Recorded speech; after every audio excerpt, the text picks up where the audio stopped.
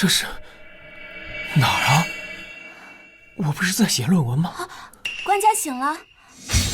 官家。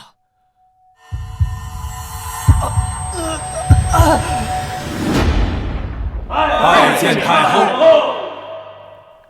陛下，喝呀！陛下好酒了呀！抓到皇帝，重重有赏。追！哎呀！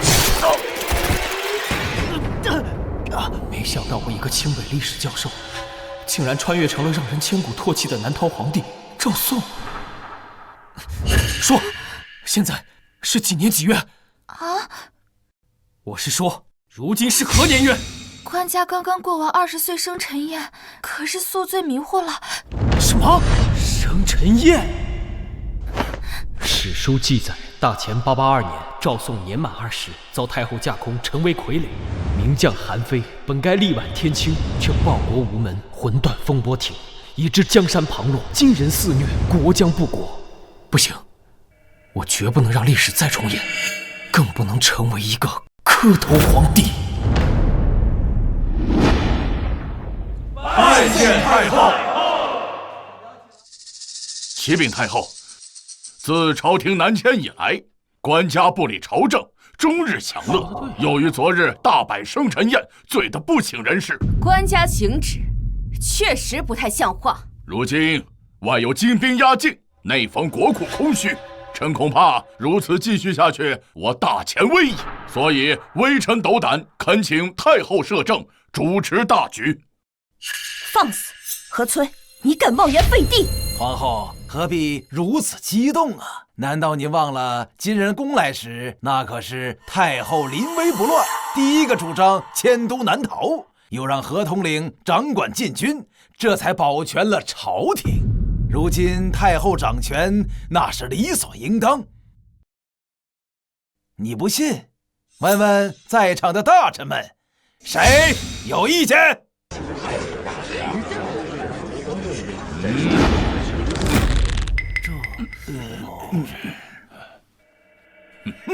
皇后，看见了吧？今后我大前朝堂就是太后说了算。放你娘的屁！朕的朝堂，朕说了算。官家，官家，官家还有脸来朝堂大放厥词？难不成是酒还没醒吗？官家，此人是太后新提拔的禁军统领何崔。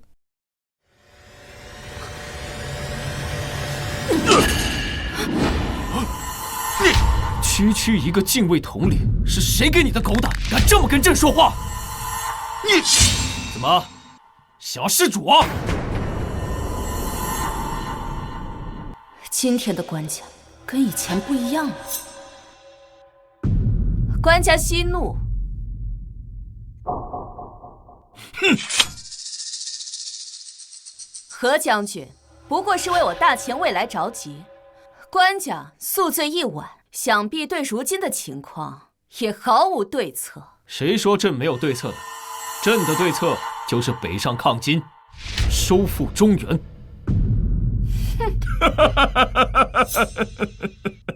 且不说金兵士气正盛，统帅完颜宗凶悍无比，天下无敌。就说官家要北上抗金，你有人吗？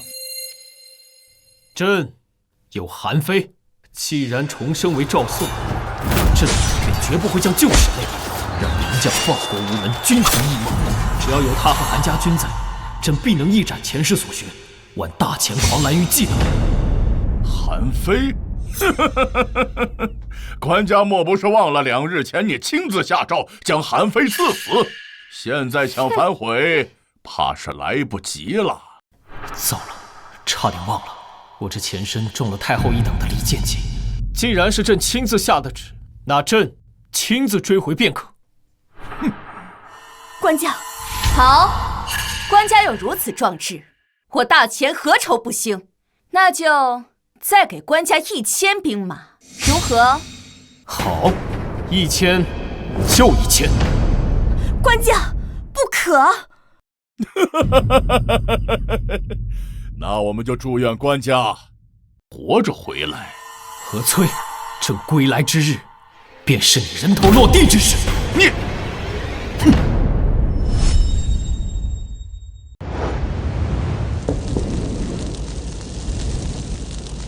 韩非，大前朝廷早已把你抛弃，你又何必负隅顽抗？若是现在下跪投降，归顺我大金，本官许你高官厚禄，如何？完颜宗，我韩非生是大前的人，死是大前的鬼，岂能与尔等豺狼为伍？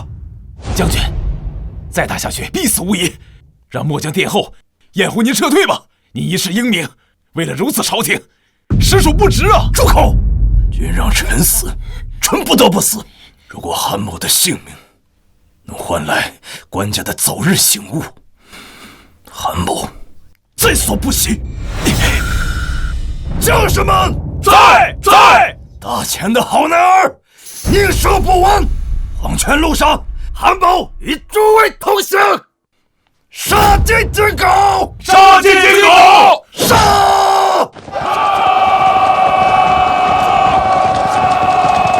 不见棺材不落泪，想死？本王就成全你！小的们给我杀！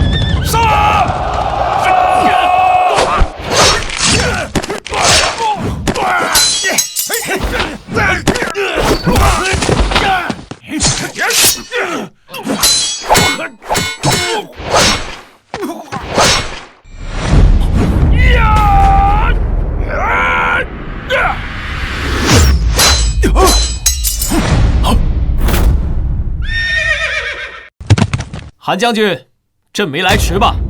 啊！龙道，将军快看，是官家的龙道！大前进军，这怎么可能？情报上不是说大前皇帝已经放弃韩非了吗？将士们，官家来叫我们来了，随我杀！众将听令，龙道前压，给朕杀！众将听令，龙道前压，给朕杀！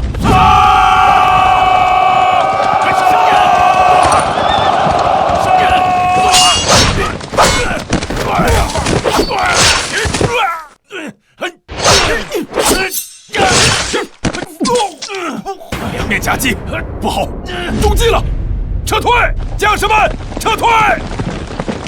撤！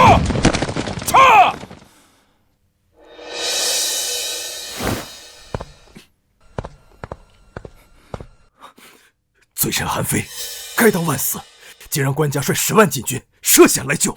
10万禁军，哼！韩青太看得起朕了。如今朝中奸人掌权，朕也不过带了1000多兵马。什么？1000？快上！快点！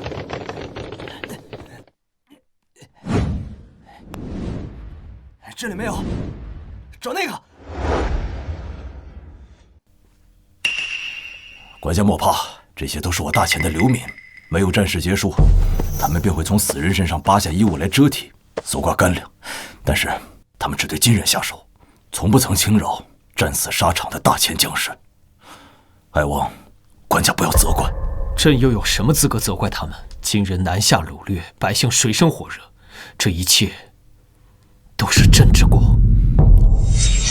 官家，朝中奸佞横行，蒙蔽圣听，罔顾百姓，此非官家之罪啊！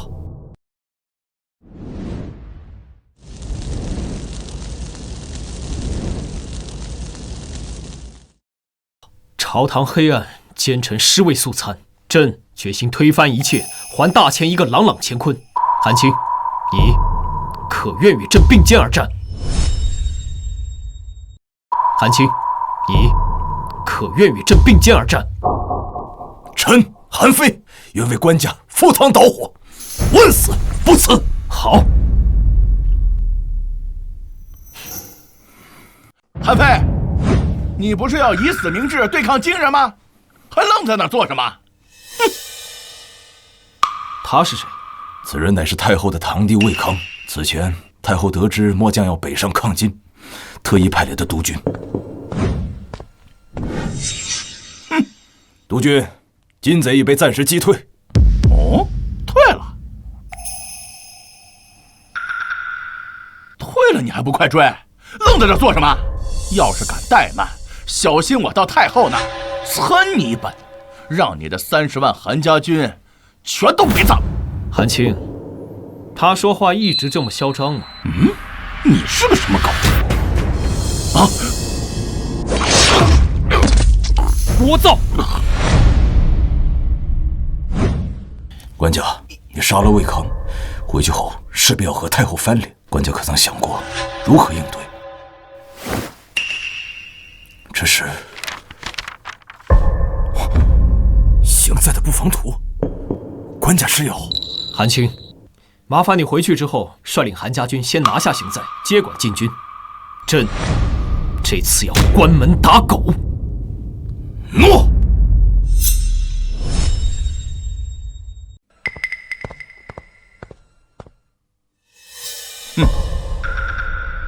算时辰，咱们那位英明神武的官家，此刻应该已经葬身惊人的铁蹄之下了。住嘴！官家乃真龙天子，尔等怎敢妄议官家性命？真龙天子，官家有什么本事？难道皇后还不清楚吗？何统领说得对呀，往日官家连只鸡都不敢杀，如今却面对金人铁骑，真是可笑至极呀！怕是官家那日宿醉未醒，昏了头了。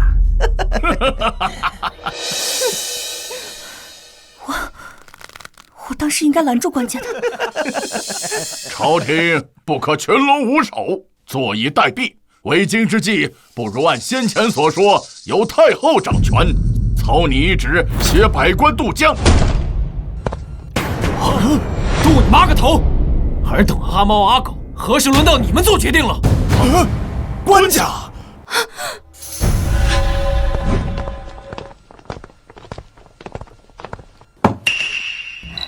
官家无恙就好。韩将军呢？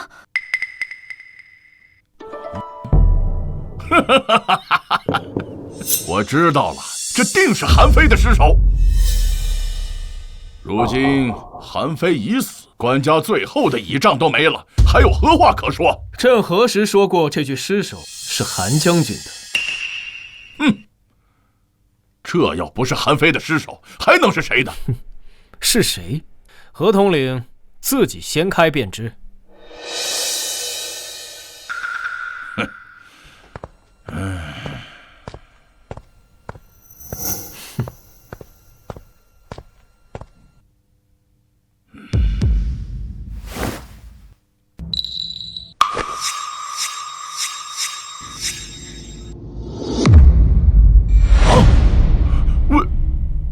魏督军啊！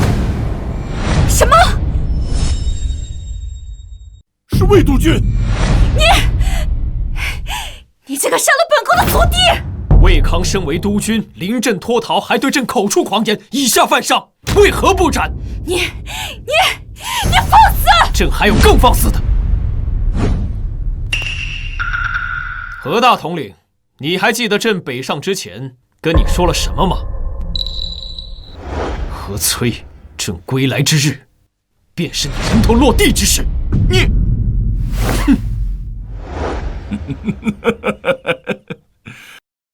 官家这是要杀了我？麻烦你离朕远一点。本将手握10万禁军，是太后钦点的禁军统领，更是朝廷的功臣。杀我，你敢吗？朕说了，离朕远一点，否则怎样？你还敢杀了我？那你倒是动手啊！用你的剑从我的脖子抹下去，来呀！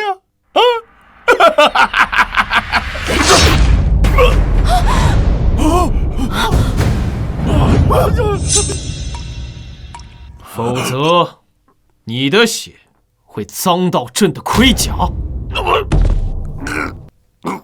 下辈子给朕记住了，触怒龙威者死！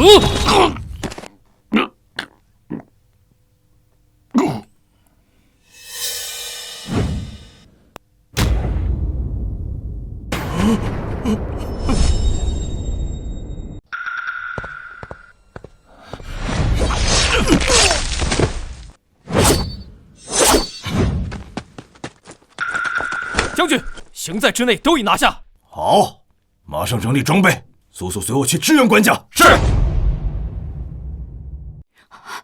皇帝，你竟敢当朝杀人！你眼里到底还有没有祖宗礼法？有没有大前朝纲了？这翻来覆去就那一句话，太后，你的脑子都留在后宫了吗？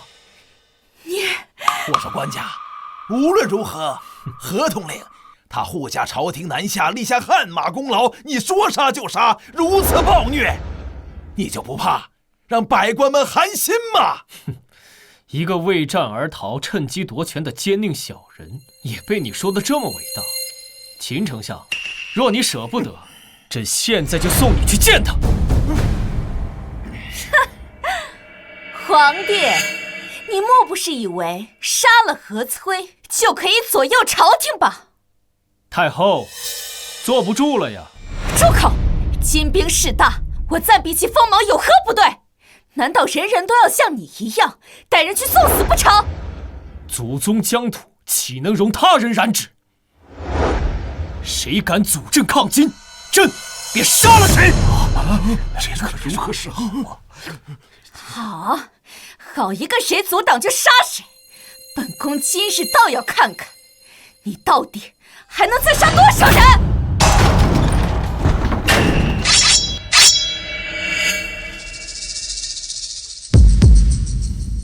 敢问诸位爱卿，是打算和着昏君一块去死，还是跟随本宫南下，另立新朝？你说这该如何是好啊？新朝怎么能行啊？是啊，就是啊。太后深谋远虑，笼络江南富商，为朝廷筹措钱粮。臣户部尚书何明愿效忠太后。太后慧眼识人，知人善用，今后必能稳固朝堂。臣吏部尚书方松愿效忠太后。太后德备四海，遵从礼法，不似官家，擅杀忠良。臣礼部尚书颜良愿效忠太后。那我们也过去，我也去。走。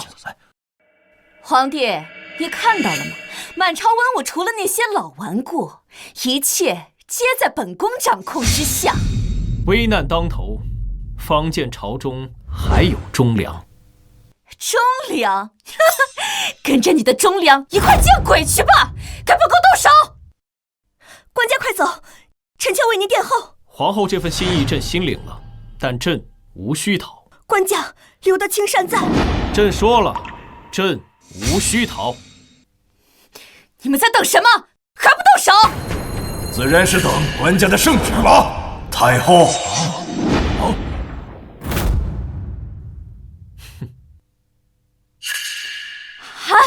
韩非，你没死！启禀官家，整个行在已被韩家军所掌控，禁军也全部拿下，请官家发落。怎么会这样？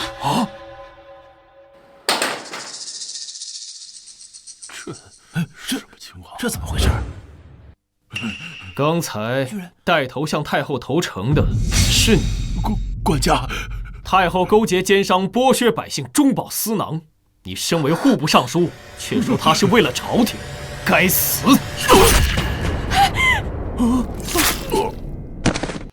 太后任人唯亲，这是奸臣掌权。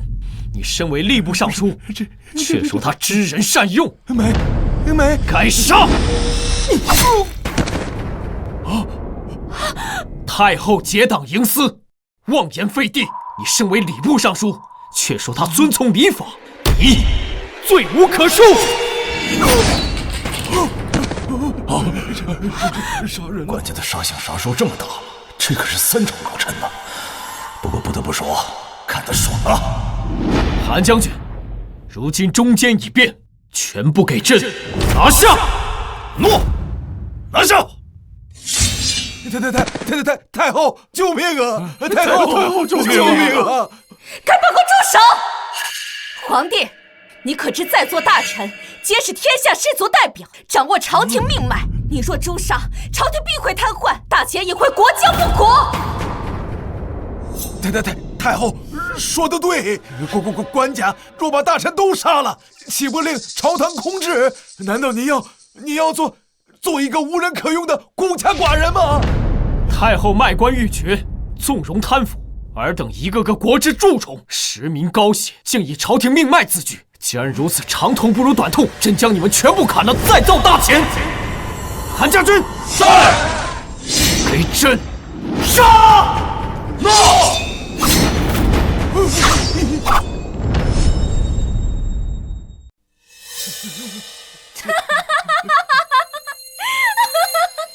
皇帝，你还是太过年轻。太后还有什么想说的？这位乃大钱通会钱庄之主李崇金，天下银钱流转，皆经他手。你若敢动他，明日大钱银根紧缩，无钱缴税，你怕是连军饷都发不出来。这位岭南张家家主张千筹，也是江南织造坊坊主，天下之机10之8九皆经他手。你若敢杀他，不出3月，百姓将无不可依，无眠御寒，冻死者不计其数。届时不用金人铁蹄南下，你便会大失民心，军心涣散，成为亡国之君。官家，太后所言虽可恨，但也都是实情啊。士族盘根错节，若是贸然铲除，日后必将会天下大乱。再造大钱，赵宋，我告诉你，就算你是皇帝，这些人你也动不得。他们才是大钱的根基，而不是你这个空有其名的少年天子。哦，既然太后这么自信，可敢与朕赌上一把？赌什么？就赌7日之内，朕没有你这帮大钱根基，凭自己的能力筹到这10万官布，为百姓御寒。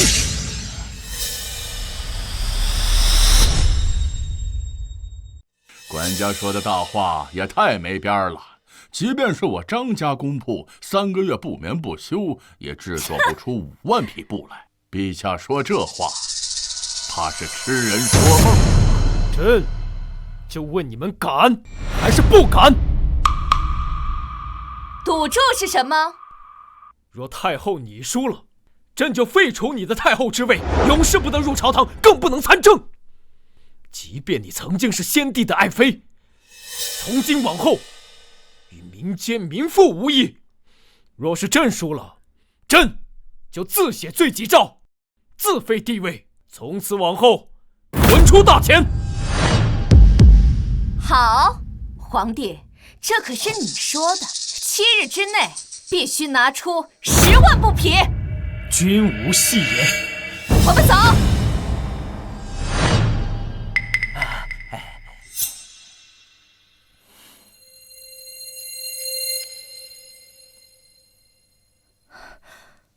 官家，您今日在朝堂之上实在是太意气用事了，怎么能轻易拿地位做赌注呢？是啊，官家，不如让末将率领韩家军为官家清君侧，杀了这帮贪官污吏，即便背负千古骂名，也在所不惜。不，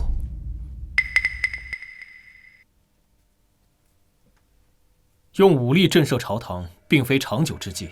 朕要名正言顺地铲除太后一党。可是7日之内织出10万布匹，这纵使神仙下凡也很难办到啊。区10万布匹又有何难？朕自有办法，而这也是解决我大钱危机的最好途径。什么办法？朕要绑架全天下。什么？绑架全天下？何为绑架全天下？简而言之，便是先革新生产力，大幅提升产能，以物美价廉之货碾压江南士族所出，随后低价向周边诸国倾销我大钱货物，使其再也离不开我大钱制造。待时机成熟，便印发大钱宝钞，令其成为诸国通用货币。最终，通过操纵货币之权，发动金融之战，让天下诸国皆需仰我大钱鼻息。如此，可不费一兵一卒，令四海臣服。尔等可听明白了？官家，你要不还是直接跟我说打谁吧？末将必定赴汤蹈火，万死不辞。算了，尔等日后自会知晓。现下，先去替我把工部尚书给换来。官家换谁来？工部尚书。怎么，他也是太后的党羽？那把工部侍郎换来亦可。官家，您可能忘了，工部尚书是杨大人啊！放肆！就管他姓杨还是姓马，天子有诏，他敢不来？官家，这杨大人这杨大人是你的岳丈啊！那这，那个原来是自家人啊，那朕还是得亲自登门拜访吧。哎，皇后，皇后！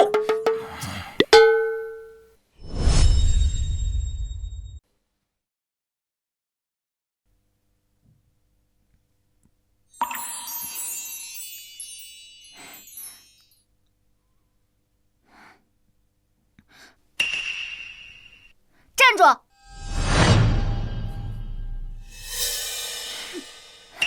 萧儿，快来见过官家。官家，这是皇后娘娘的妹妹杨逍，也是工部唯一的女将士。姐，萧儿，听说你昨天在朝堂上大杀四方，嚣张得很啊！怎么，今日有空来我杨府了？萧儿，不得无礼。无妨，朕今日前来是有事要请教杨尚书。难怪我姐昨天半夜回来，原来是为了提前赶回来帮你说好话啊！大姐，咱爹当初为了助她登基，出钱出力，可结果呢？他倒好，整日沉迷酒色，荒废朝政，让你在后宫里受尽冷眼不说，还把咱爹气得卧病在床，后来更是闭门不出。小妹，过去的事情休要再提，官家他早已不同往日。切，有什么不同？还不是来求上咱们家？院中嚷嚷什么？成何体统？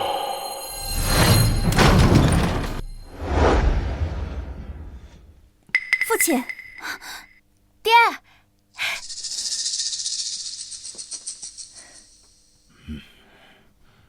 不知官家驾临，所谓何事啊？还不是让你帮他收拾烂摊子。朕今日前来，欲请尚书出面，统筹工部，为朕督造一务。爹，你看我说什么来着？他就是想让你帮他做些奇淫巧技的东西来毁你的眼。闭嘴！哼！老臣年老体衰，早已不堪驱策。官家若是要做什么消遣物件，朝廷能工巧匠甚多，可另寻高明。哎，老尚书，先看了这图纸，再做决定也不迟。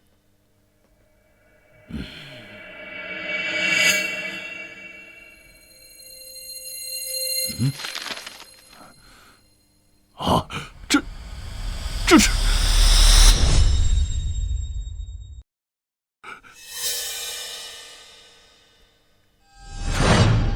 这是，朕再请问一次，杨尚书是否愿意出山，为朕、为大钱督造此物？官家死了这条心吧，今天我爹说什么也不会帮你的。出去！听见没？爹让你出去！我是叫你出去！什么？爹，你叫我出去？听不明白吗？给我出去！哼！精妙绝伦，名唤什么？这是官家设计的。此物名唤新式织布机，比现有的织布效率能提高50倍。天佑大钱，天佑大钱呐！老臣万万没想到，官家竟有如此惊世之才。此物若真能推行使用，定能改变大钱国运，让大秦百姓富足，国运强盛。老臣糊涂，当初未能识得官家振聋之资，罪该万死。哎，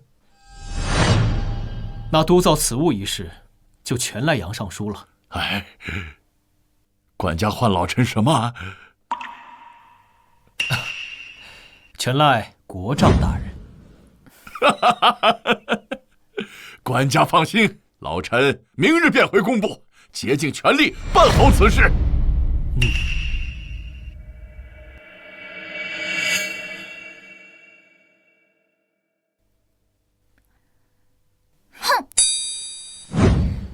我说什么来着？还不是被我爹赶出来了？我告诉你们，杨修，放肆！爹，您怎么出来了？您不是发誓再不出府门了吗？我当然是出来恭送官家的。什么？送他？官家，小女平日娇宠惯了，多有顶撞，还望海涵。无妨，少女心性而已。官家，老臣还有一个不情之请。国丈请讲。老臣欲将小女托付给官家，让她进宫陪在官家身边，任听调遣，让她多学点知识。什么？爹，你让我进宫伺候她，我不同意！闭嘴，这里轮不到你做主。官家以为如何？如今大钱百废待兴，朕需要绝对忠诚的特殊人才，去完成那些跨时代的产物。这老丈人好啊，买一送一。你别以为耍了点小花样骗了我爹，我就会答应你。告诉你，像你这样没本事的人，我才不会听你安排做事呢。小二，你擅长机关术？那当然，本姑娘6岁钻研机关术，熟读墨家经典，很多地方连我爹都不如我。看到这个没？这可是本姑娘精心设计的。哎，你别跟我说话了。少玩一些小孩玩的东西，把心思都花在正道上。随朕回宫好好学习，为大钱出一份力。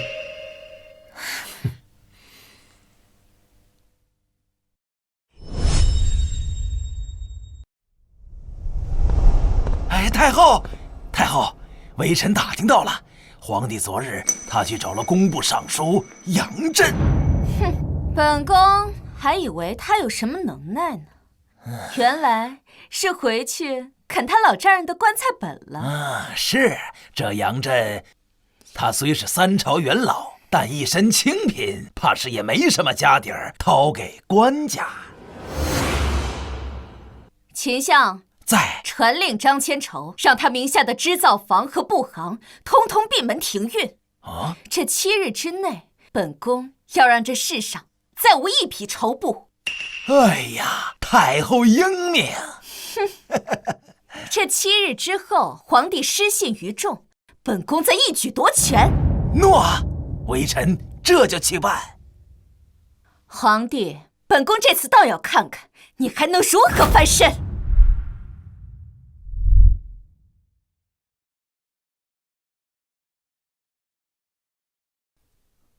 官家，这新式织机真的能在7日之内造出10万布匹？千真万确。可是太后不认这赌约怎么办？太后不认这赌约又何妨？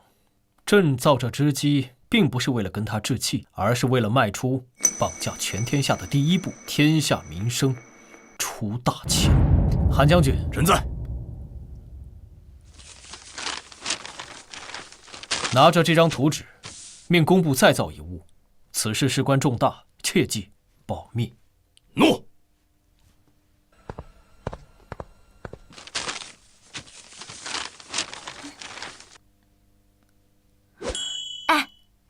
让韩将军去造的什么呀？你那么厉害，猜猜看，猜对了朕有赏。哼，谁下人知道？朕这小姨子性情怎么这么怪啊？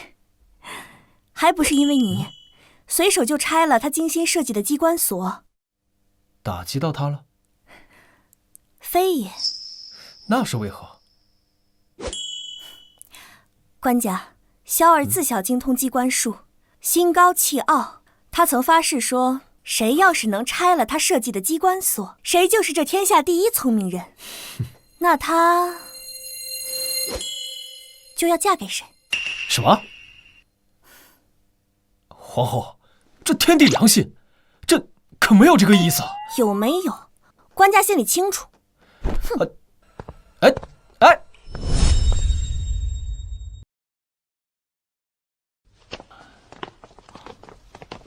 杨大人，韩将军，这是最后一批布匹，烦请过目。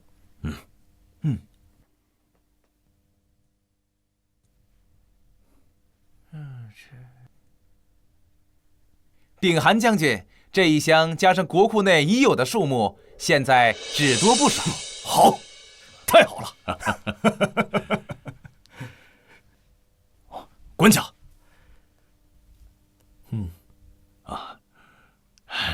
官家，布匹的数量足够了。太好了！7日之内竟能产出如此巨量的布匹，杨尚书功不可没啊！官家谬赞，全靠官家所赐神机。这几日老臣反复琢磨，又对此机有所改进，今日特将新样机带来。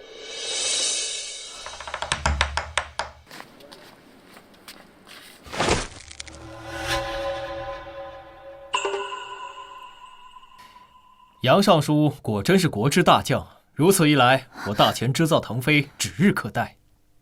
哼，那当然了，这个是我爹。不可对官家无礼，一切皆是官家恩德，有此利器，天下百姓冬日御寒之物皆有着落，官家真是造福万民呐！皇帝，看来这就是你和本宫赌斗的底气。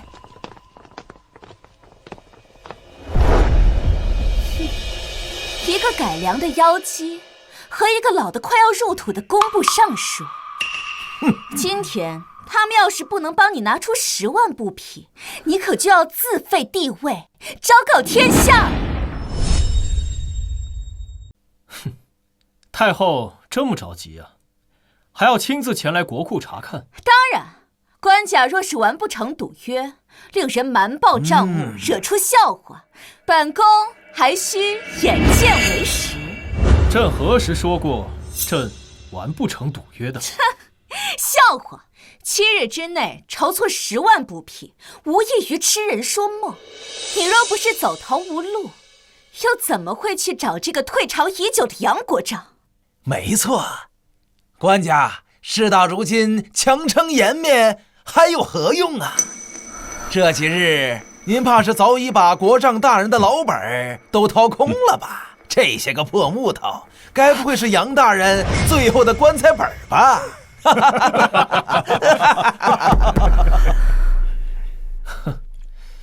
尔等似乎对朕最近的行程很是了解了。休要东拉西扯！赵宋，本宫就问你，今日这赌约你是否能拿出来？若是拿不出，你就立刻给本宫。韩非，臣在。既然太后这么着急认输，还不打开库门，让太后好好看看朕究竟拿不拿得出。诺。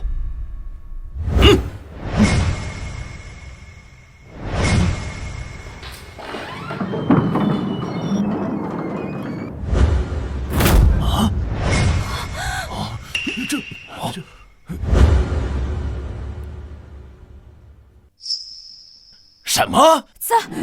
怎么会这么多？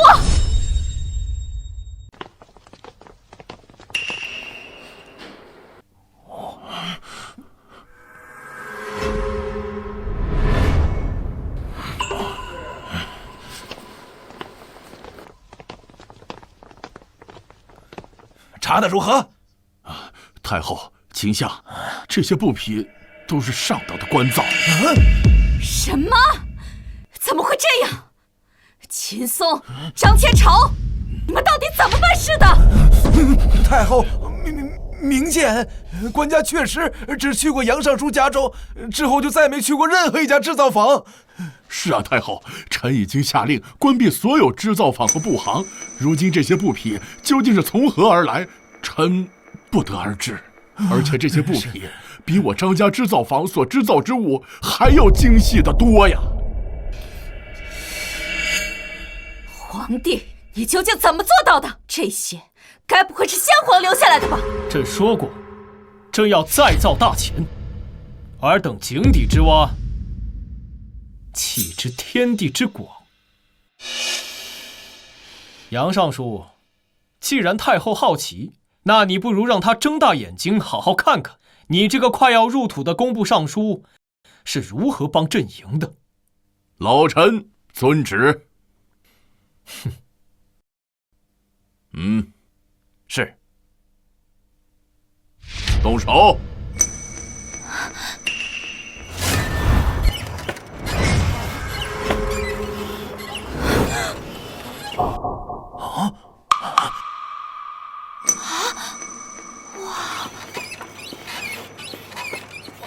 哇，这是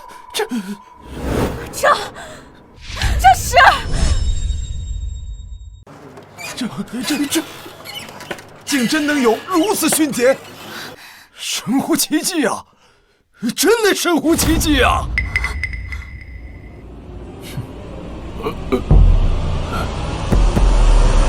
太后，你还有何话可说？我依照赌约，朕要废黜你的太后之位，从今往后，你魏嫣然再也不得踏入朝堂半步，皇宫内廷也再无你的立锥之地，出宫养老去吧！不可能，本宫绝不可能输！皇帝，你难道忘了吗？今人还在北方虎视眈眈呢。叛乱之事，朕自会和朝臣商议，不劳你一介民妇操心。太后，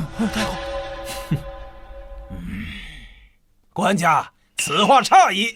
如今若是金人南下，你将无计可施啊！到最后，你还得请太后出面主持大局。毕竟，太后已经和金人打过多年的交道了。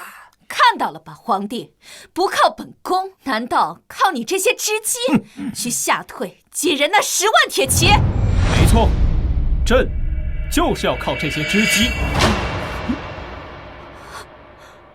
朕要重开户市。你要重开户市？虎视，金人如今势大，官家怎么还能与他们做生意？姐，你快劝劝他呀！这简直就是胡闹嘛！本宫还以为你有什么力挽狂澜的妙招呢，竟然是养虎一患，绥靖资敌。资敌？真是短视！朕要用他们织出来的海量布匹，再以诸国无法抗拒的低价倾销卖出。不仅如此，粮食、食盐、矿物、木材皆是如此。朕要这天下诸国皆入我大钱之购。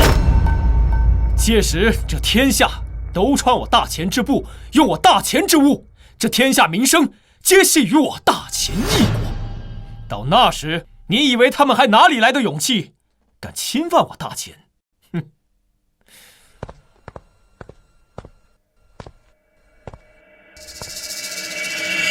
太后，你不要以为朕会傻乎乎地看着朕的大钱子民以血肉之躯北上抗金，朕要的是不战而屈人之兵。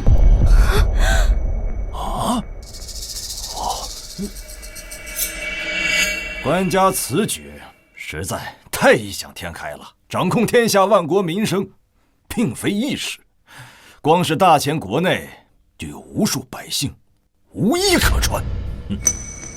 就算这织布机可以提高数十倍以上的效率，但就算让举国上下所有织工日日夜夜坐在这织布机前，在这么短的时间内想要织出这么多匹布，根本就不可能。听到了吗，皇帝？人力皆有穷时，此乃天道。人力？朕要说，朕用的不是人呐！什么？不用人？不用人？难道用鬼吗？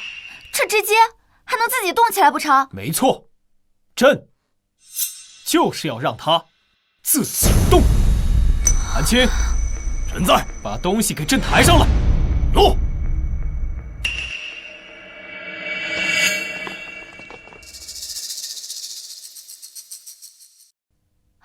这就是他那天让韩将军所造之物，这么大的铁疙瘩，看着如此笨重，如何能取代人？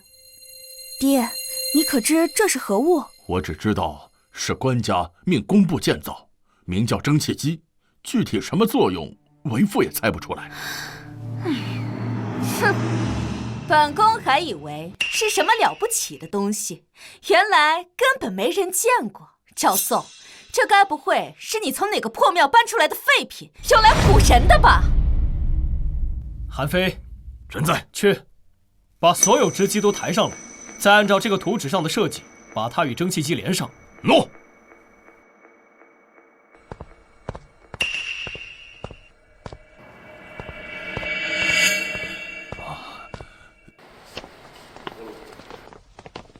把那个抬过来。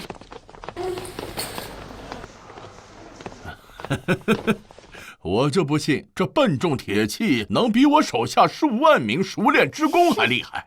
哼，装神弄鬼！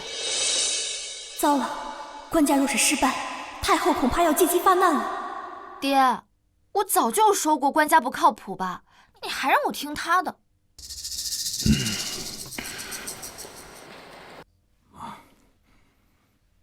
官家已经组装完毕了。啊，这，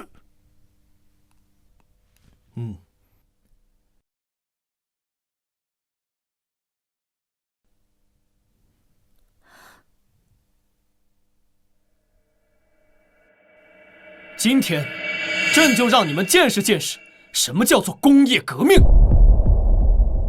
给朕看好了！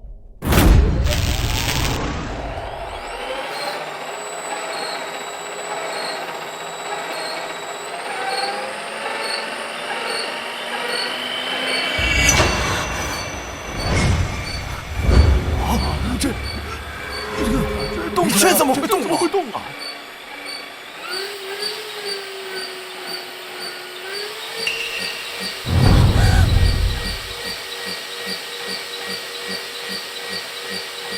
这太离谱了吧！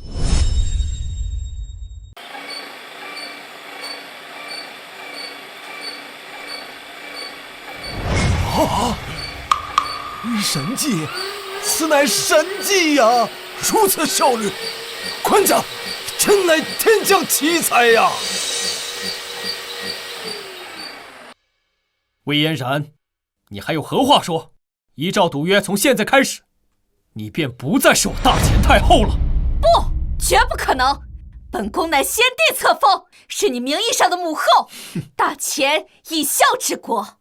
若是你把本宫赶出皇宫，就不怕动摇国本吗？你也有资格跟朕谈动摇国本？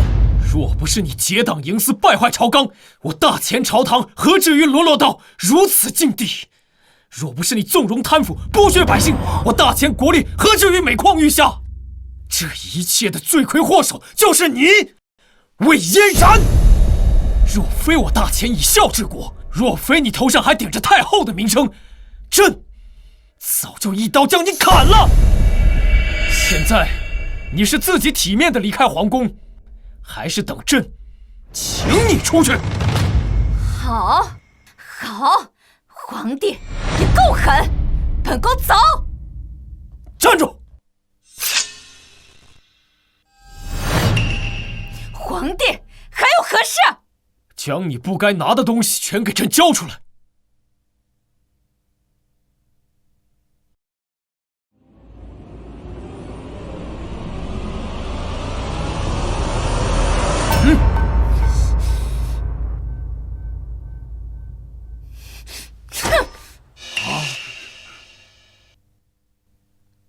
还有，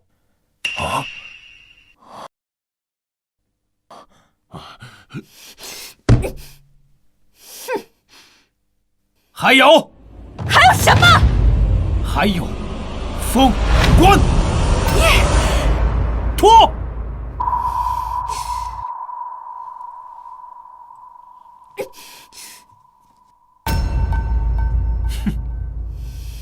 还有，凤袍。什么？赵宋，你让本宫当众脱下凤袍！给朕脱！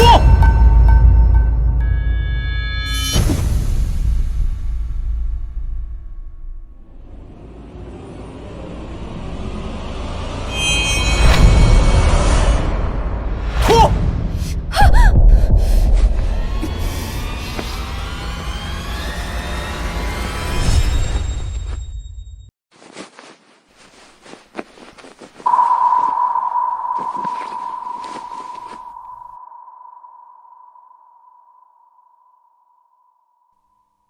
即日起，朕将卫士逐出皇宫，贬为庶民。至于太后一党，祸乱朝纲，为富不仁。即日起，革去所有官职，家产悉数抄没，充入国库。官家开恩呐！官家开恩呐！官家开恩呐！官家开恩！官家开恩呐！官家开恩呐！走走走，快走，快点！官家，太后朝内朝外经营数年，树大根深，今日如此羞辱她，日后若是卷土重来，不太好对付。卷土重来，新的时代已经开启，他魏嫣然挡得了这天下滚滚大势吗？传朕旨意，即日起重开边市，不止金国，而且朕还要与百越、扶桑、西夏等周边诸国全面贸易，扬我国威，富我百姓。老臣杨震誓死效忠，辅佐官家，成就霸业。时代的车轮已然转向，从这一刻起，朕绝不会让历史屈辱重演。大乾的新篇由朕来书写。赵宋，黄口小儿，还敢如此羞辱本宫！太后，那我们该怎么办？他不仁，我们也不义，立刻写信通知完颜宗，告诉金国立刻发兵，与本宫的人里应外合。总之，不能让他计划成功。诺。赵宋，本宫与你不死不休。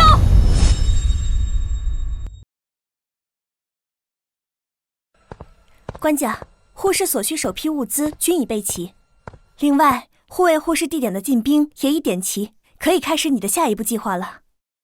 只是不知这批货物，官家打算如何定价？官家所作所为，不仅造福大乾，更造福天下百姓。可怜我韩非空有一身武力和数十万大军，却帮不上官家一点忙啊！韩青，过去我大乾一匹布多少钱？回官家，一匹优质官布约800文钱。800文？这一担米不过200-300文，而一匹布竟能买300多斤米。这价格，乃是我大乾寻常百姓家一月之余的口粮。正是，这一切皆因张千丑等江南士族掌握国家命脉，为自身谋取暴利，贪官污吏，层层剥削，吸食民脂民膏，最终受苦的还是百姓呢。既如此，我们的布就卖这个数，500文。若真能以此价出售，虽也昂贵，但近乎是从前半价。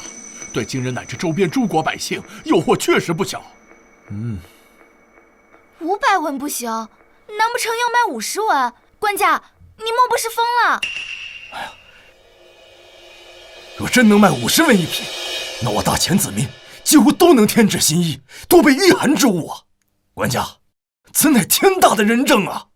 百姓必对官家感恩戴德，周边诸国一定会疯抢的。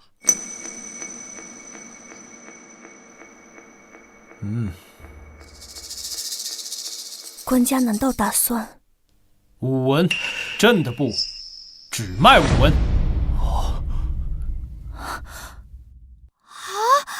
什么5文？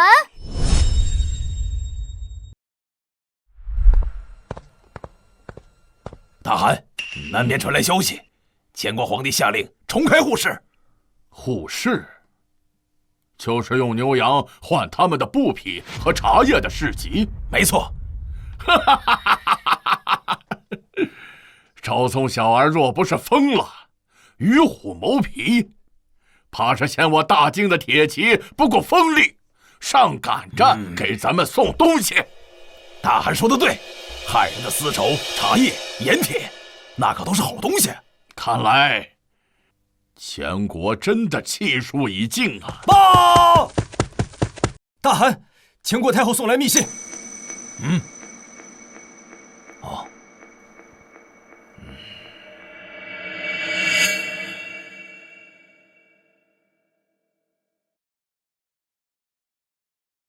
咱们的那位老朋友前国太后让咱们发兵攻打大前，他会帮忙，里应外合。嘿嘿，大汗，机不可失，末将这就去点齐兵马，趁护市之初，全军松懈，一路南下，直捣黄龙。好，这一次本王一定要踏平前国，把赵宋的脑袋当夜壶。是。赵宋啊，赵宋，你内外树敌，不得人心。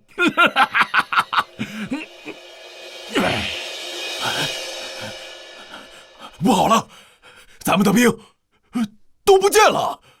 胡说八道！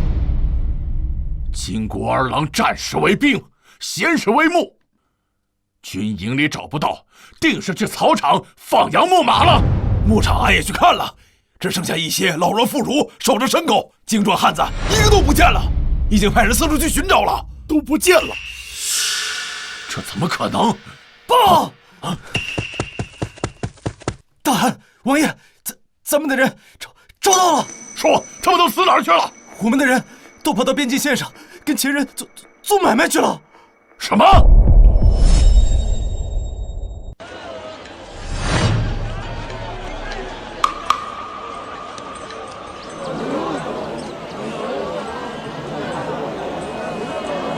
两位，我等此番微服出行，就是想看看大前开通户市的消息是否为真，没想到办得如火如荼啊！是啊，大前此番户市让利颇多，只要用大前的宝钞结算，就可5文购买1匹布，简直白送啊！让利，两位国主未免也太过天真了。西夏国主此言何意？你们还不知道吗？大前此次如此低利倾销，绝非善意之举，而是要以倾国之祸冲击百姓民生。待各国作坊倒闭，工匠失业，天下民生将皆系于大前一念之间。届时，我等诸国与待宰羔羊何异？若是如此，坚决不能放任百姓忽视了。没想到大前皇帝心思竟如此歹毒。没错。立刻回国，下令封锁边市，拒绝与大前互市。诺。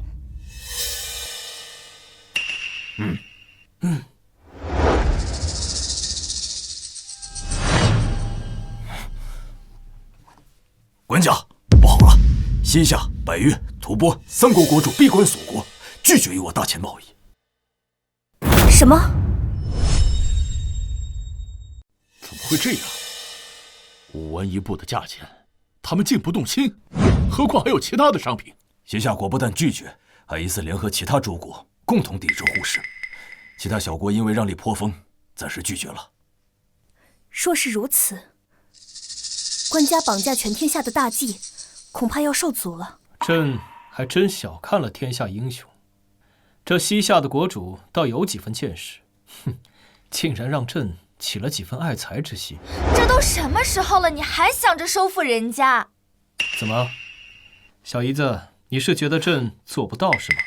我承认，官家在制作机巧之物上是有些本事，但是你有没有想过，治国哪里有这么简单？除非诸国国主都是傻子，否则怎么可能轻易把名声大权交出？你还想着收复人家，你就没有想过别人是否同意？平日蚂蚁挡路，你撵过去，可曾问过蚂蚁有没有意见？你什么意思啊？韩非，臣在。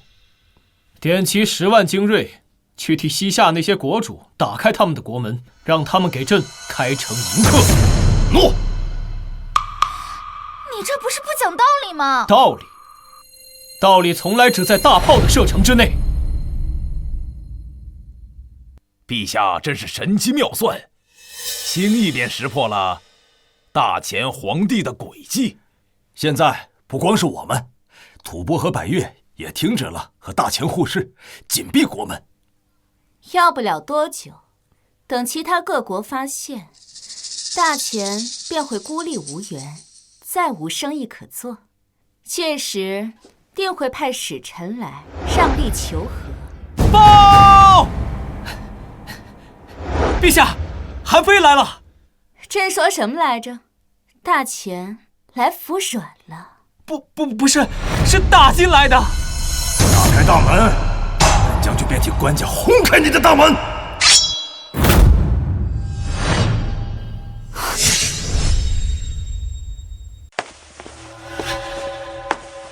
这金国大汗到底怎么回事？怎么到现在还没发兵？太后莫急，这金人本就贪财少智，想必他们是想趁着互市先捞一波好处。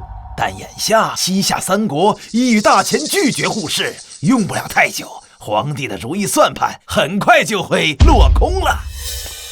不好了，太后，韩非受诏发兵西夏，大破西夏国都。如今3国国主全部发布重开互市。混账！赵宋，本宫就不相信对付不了你！官家，自从韩将军攻破西夏国都，诸国再无抵抗互市之声。现在边境互市之地人声鼎沸，连金国也不敢轻易出兵，生怕忤逆民意。官家，臣回来了。跪下！官家，就是他下令诸国抵抗互市的，末将将他抓回来了。狗皇帝，要杀要剐，悉听尊便。想让本王臣服，你做梦！想不到还是匹劣马，能看明白朕的意图，你也算这个时代少有的英杰。朕可以给你个机会，为我大前效力。我呸！狗皇帝，现在你的成就不过是昙花一现罢了，你得意不了多久。不知好歹，末将这就斩了他。不必，朕迟早要征服天下，区一个异邦女人，又如何不能驯服？朕又岂不知早晚有人能反应过来？可你有没有想过需要多久？那时我大前的军旗早已遍布世界各地，就算他们反应过来，也晚了。压下去！诺。走。这西夏国主虽然态度嚣张，但说的没错。此次互市，大前倾尽库存，日夜赶送货物，才勉强支撑互市商贸。可一旦后续货源跟不上，让那些蛮子空手而归，又岂会善罢甘休？官家的争气之机虽能扩充货源，但也要及时卖得出去才行啊。近日官道上马匪活动日益猖獗，屡有马队被劫，老臣以为是魏嫣然在背后故意阻挠，企图破坏互市。尔等顾虑，朕皆知晓。可是尔等可曾听过一句话：想要富，先修路。修路。尔等且随朕来。本姑娘倒要看看她葫芦里卖的到底是什么药。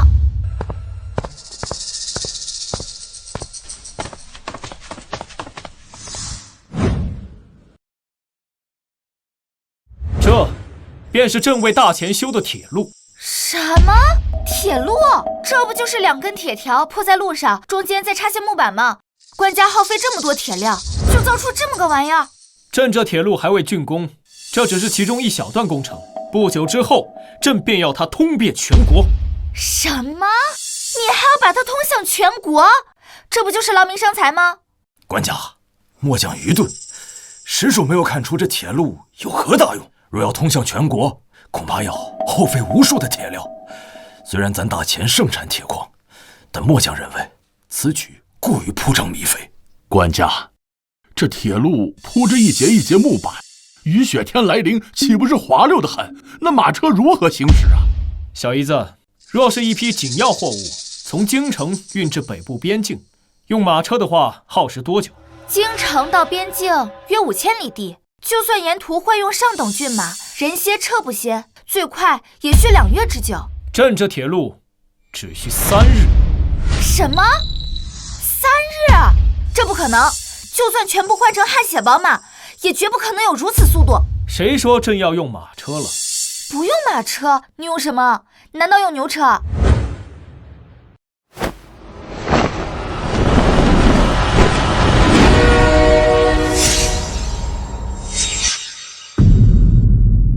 朕用火车。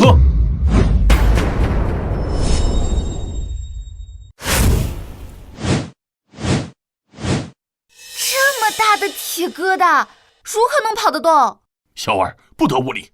爹，我哪儿说错了吗？此物至少重达10000斤，就算几10匹壮马都无法拉动，更别说运货了。小姨子，朕这火车可不用马拉，它自己会动。自己会动？官家莫不是在开什么玩笑？他要是自己能动，你让我做什么都行。当真？我警告你啊，你要是敢动我，小心我半夜给你下毒。想什么呢？朕虽研制出了铁路和火车，但却缺少一个将其推广到全国的人才，而你就是朕需要的牛马，需要的人才。这火车和先前的织布机一样，都是要以蒸汽机为动力，只需要1名司机和2名副手，便可畅通全国。官家，何为司机？皇后可以认为是驾车之人。这不可能，我不相信。哼，除非你让我亲自试试。不怕你质疑，就怕你不好奇。小姨子这种牛马就是用来坑的。你不信，随朕上车瞧瞧。愣着做甚？上车呀！这么个大铁疙瘩，只有你说的那么神奇？既然你不相信，那就由你来开火车。我可推不动这大玩意儿。不用推，你只需要按下这些按键就行。真的只要按下它就能开动了？君无戏言。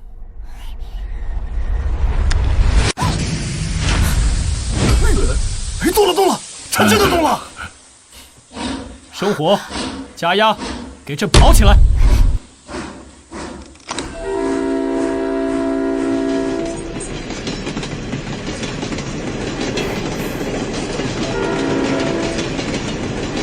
我开上火车了！我真的开上火车了！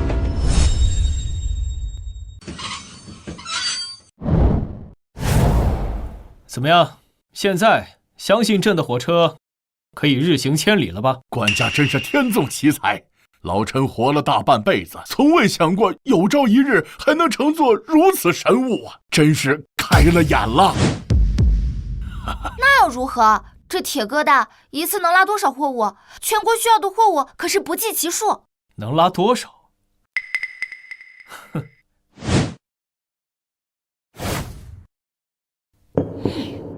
一次可拉100万斤。好啊，太好了！若是如此，我大前边境的护士将无后顾之忧啊！官家，这火车不仅能日行千里，还能装载这么海量的货物？官家每每出手，绝非常人所及，老臣佩服得五体投地呀！小姨子，你现在觉得如何？不过可惜呀！管家可惜什么？唉，可惜了朕这火车动力虽足，载货虽多，又划时代之先河，却缺少真正能懂它之人。要是能把朕这火车推广至全天下，朕虽死也瞑目了。等等，姐夫，这活你就交给我吧，我保证以后吃喝拉撒全在这辆火车上，保证以最快的速度把它推广出去。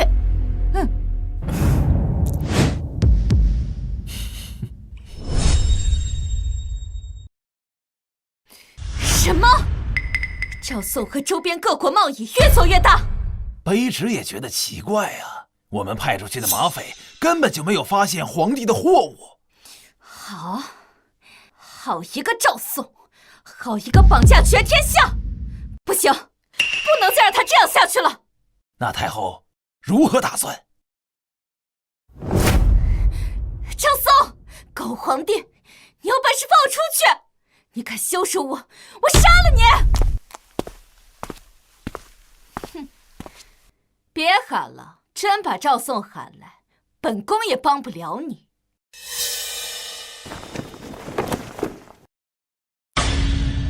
大前太后，你不是被赵宋赶出朝堂了吗？他那个黄口小儿还奈何不了我。废话少说，本宫今日来是要跟你谈一桩买卖。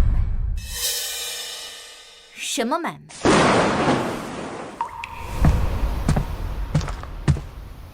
官家。哦，都来了。姐夫，自从我学会了开火车，这边境的护士再也没有缺过货源，各国纷纷抢着跟我们大秦做生意呢。不仅如此，官家的蒸汽机已经应用在了冶金、造纸、伐木等其他的领域。如今日产铁矿10万斤，精盐200万斤，国库充实无比，真可谓国富民强啊！没错，军营里将士们的装备也焕然一新，不复往日羸弱。官家神机妙算，绑架天下之计，眼下就快成了。这才只是开始，这天下之大又岂止7国？朕要的可是万国来朝。官家，不好了！边关800里加急，西夏联合百越、扶桑等7处藩属国正集结朝我大秦进军呢！什么？7国联军，此事当真？千真万确。7国联军兵力恐怕不下100万，怎么偏偏在这个时候造反？这如何是好啊？官家，国库虽丰，军备虽强，可多线作战，大秦恐怕难以应付。看来朕那位母后在宫外也没闲着呀。官家莫怕，终于到了用得着俺老韩的时候了。7国联军虽强，但是末将愿意用性命和我韩家10万好儿郎，跟他们拼个玉石俱焚，同归于尽。韩将军，不必了。官家，你就让俺去吧。韩将军的命是朕辛辛苦苦救下来的，岂能用在这种地方？难道官家有什么更好的办法？办法？区7国联军而已。朕只需要下一道圣旨，就可以让他们7国臣民乖乖将他们的头颅送上来。官家，这7国联军非同小可，若轻敌大意，应对不当，大秦恐有倾覆之危啊！是啊，官家，俺知道你英明神武，但是战争这事儿吧，你就得到战场上真刀真枪的去干一场。这圣旨，这大秦的圣旨，他怎么能管得了别国的子民呢？朕的圣旨就可以。姐夫，他们不信你，我信，我替你送圣旨。好啊，那这份大功就归你。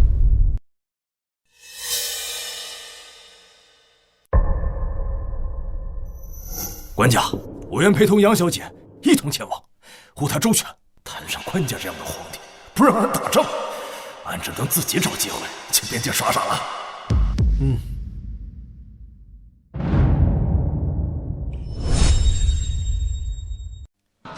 快来看呐，快来瞧啊！刚到的丝绸，只要5文钱一匹。我要，好我都要这种颜色，我都要。啊！哎呀，自打这大钱开通了沪市，我们老百姓的日子越过越红火呀！这大钱皇帝英明啊！是啊，要是没有这种沪市，咱们就要回到从前过那种苦日子了。那怎么能行呢？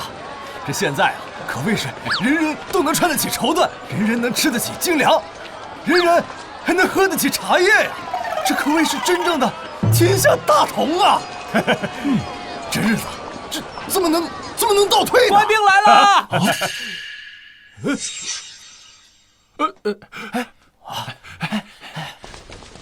官人，可是大钱王朝又颁布了什么利好的政策呢？大钱皇帝有旨：7处藩属国联合造反，大逆不道。今日起，关闭边境沪市之地，断绝一切贸易往来，不再与诸国天恩惠泽。什么？关闭沪市？这怎么能行呢？官人，这沪市不能关呐，我们老百姓还要靠它生活呢。还请大贤皇帝收回成命啊！收回成命？休想！要怪就怪你们各藩国国主不识好歹，不为百姓着想，起兵造反。否则我姐，怎么办？我官家也不会下此诏令。这沪市可不能关呀！是啊，都给我听好了，从今往后，不得在我大钱天恩这沪市。若有疑义，问你们的国主去。哎呀，这关闭沪市怎么办啊？这你说还怎么办呢？这以后走找国主去。这些东西啊，走，来走，咱们都去。哼，大钱狂妄自大，扰乱各国名声，如今还抓走了我的女儿。今日我等7国联手，定要叫他付出代价。不错，此次联军近乎100万，还有大钱太后里应外合，定能一举踏破大钱，瓜分大钱疆土啊！报，陛下，大钱皇帝发布圣旨，关闭与各国沪市，断绝一切贸易往来。我等即将出兵讨伐，大钱皇帝竟然还在考虑同秀之事，真是可笑至极呀！看来这大钱皇帝也不过是个目光短浅的鼠辈，只要我们能打进大钱，还不是要什么有什么？传令，集结大军，发兵大钱，我等诸国势必要拿下大钱皇帝的首级，一雪前耻。诺。哎呀，这可如何是好啊？7国联军呢？你看是啊，你说这可怎么办呢？官家，7国联军携100万之众，陈兵边境，虎视眈眈，此乃灭国之危呀！官家，不如派人先去求和，暂避锋芒，再予以碎币，度过眼下危机再说。朕绝不会向蛮夷低头。没有吃啊！官家，眼下不是意气用事之时啊。没错，若是官家无法子，不如请太后出山。先前太后掌权，与各国多有联系。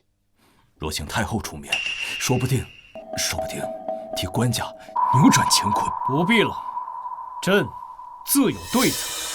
对策？谁呀？7国来犯，你一个黄口小儿，能有什么对策？魏嫣然，你还敢出现在朕面前？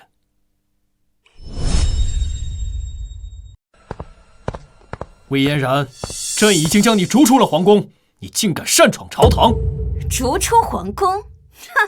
如今7国大军将至，大钱危在旦夕，你若无回天之力，本宫身为大钱先帝遗孀，岂能坐视不管？你又凭什么认为这7个藩国会听你行事？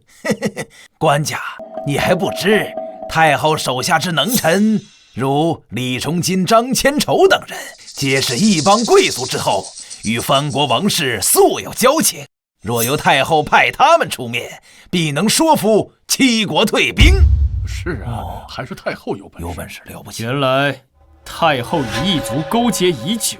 哼，皇帝，你若还在逞强，便是让整个大钱与你一块送死。眼下除了让本宫出面，你别无他法。官家，太后所言极是啊，眼下形势所迫，不如请太后回宫主持大局。是啊，官家，国事为重，还请三思啊。荒唐！太后结党营私，早就失信于天下，如今危难之际，还敢入朝逼宫，尔等身为臣子，岂能是非不分？皇后，你难道要眼睁睁看着皇帝一意孤行，毁掉整个大钱不成？本宫此次前来，并非夺权，而是为了挽救大钱。你难道看不明白？皇帝年少冲动，不识大体。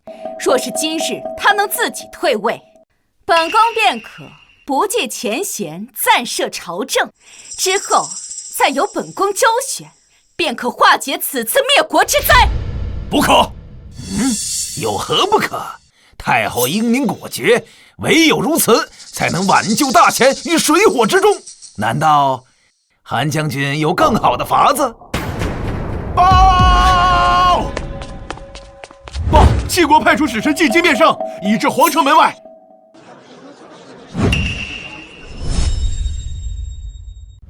齐国派出使臣进京面圣，已至皇城门外。齐国使臣同时前来，这是来者不善呐！莫非是要下檄文，让我大钱各地赔款，称臣纳贡？若是如此，只有请太后来挽回这局面了。官家，这下可怎么办？皇帝，你听到了吗？如今七国齐至，先前你还在说什么大话，要绑架全天下？我看只怕是兵临城下，还不速速请本宫临朝摄政！聒噪！我堂堂大钱乃是天朝上国，国力日盛，岂需向那些作尔小邦低头求和？去，让他们进来。诺！死到临头还在嘴硬，不求和，难道真要百万黎民为你陪葬不成？陪葬？哼！天下民生皆系于大钱。朕已传出一道圣旨，关闭沪市，中断一切贸易。过不了多久，就会让各国国主跪地求饶。朕问尔等，信或不信？朕问尔等，信或不信？一道圣旨，喝退百万联军。赵宋，你当真以为你是历史上那些千古一帝吗？如今七国大军压境，百万铁骑顷刻便至，他们也已派使臣进京威逼，你居然还在鼓吹自己的懿旨传令，让他们跪地求饶，这是在拿满朝文武和天下百姓的性命开玩笑吗？太后所言极是，官家，你那所谓的绑架天下之狂言，哄一哄3岁的小孩也就罢了，如今七国使臣就在殿外，是战是和，是生是死，已是顷刻之间，官家却还如此执迷不悟。诸位同僚们，这大钱的基业恐怕就要断送于此啊！官家，老臣恳请你以江山社稷为重，以天下苍生为念，放下和太后的恩怨吧。是啊，眼下唯有请太后，才能与诸国周旋一二，还请官家让步，由太后主持大局。你们这群墙头草！皇帝，你听到了吗？这是众议，更是大势所趋。齐国使臣到！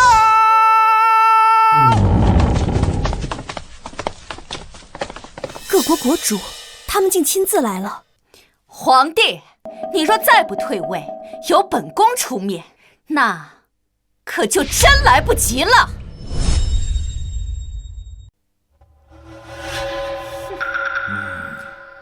诸位大臣看到了吗？七国齐至，甚至国主亲自前来，定是来向我朝索要岁币、割让疆土的。皇帝若还是执迷不悟，我大钱必遭灭顶之灾。确实是这样，如此甚好。哦，是吗？废话，难不成他们是来向你朝贡的？既然太后与这7个藩国交往密切，那要不你替朕问问，他们此次来京城所谓何事？诸位国主，本宫深知尔等此次前来，定是因为本国皇帝所作所为触怒友邦，特来兴师问罪。诸位国主明鉴，我朝皇帝年少愚昧，但太后英明仁德，可与诸位斡旋商议，只要退兵，一切条件皆可商议。没错，不过这前提嘛，当然是先让皇帝交出大权。大前太后，你似乎弄错了。弄错？弄错什么？你们不是替各国前来传送檄文和战书的吗？自然不是，我们此番前来是专程向大前皇帝请罪求和的。什么？请罪求和？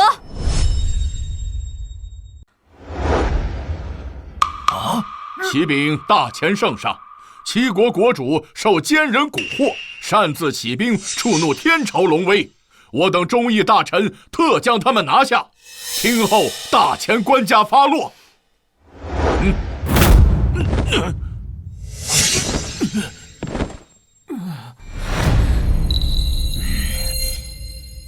恳求大前圣上平息龙怒，重开户室，恢复边贸。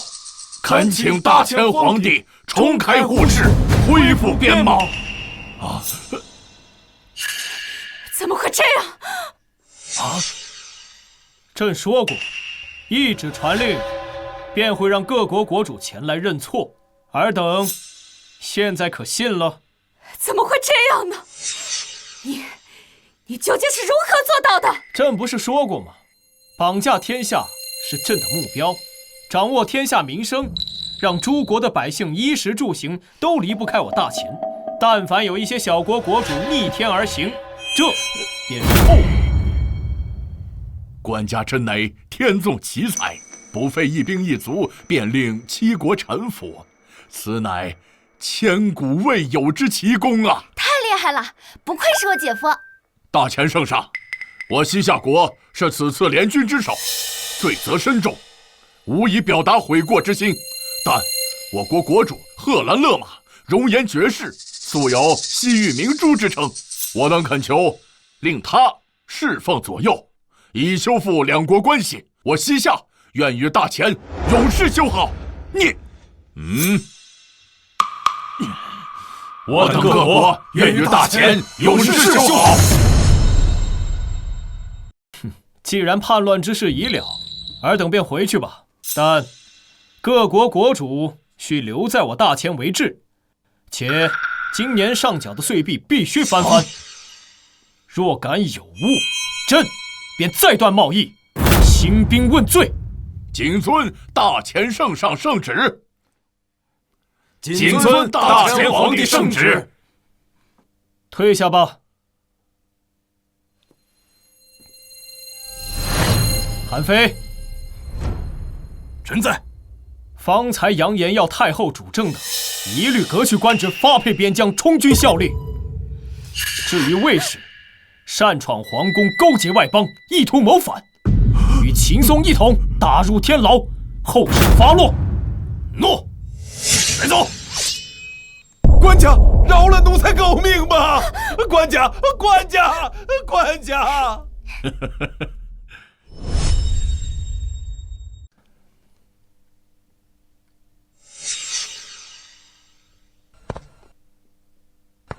赵宋，你来干什么？朕来看看你这匹西域烈马，可学会了低头认主。少在这里装腔作势！我西夏集合了7国联军，发兵前国，届时100万大军将至，你都已经快自身难保了，还敢在朕面前耀武扬威？哼！原来这里面还有你的功劳。只不过，你怎么就这么确定，这7国联军就能拿下朕呢？你若识相，便应该向朕低头下跪，届时朕还可纳你入宫，保你一条狗命。好啊，希望你待会儿一样自信。带上来。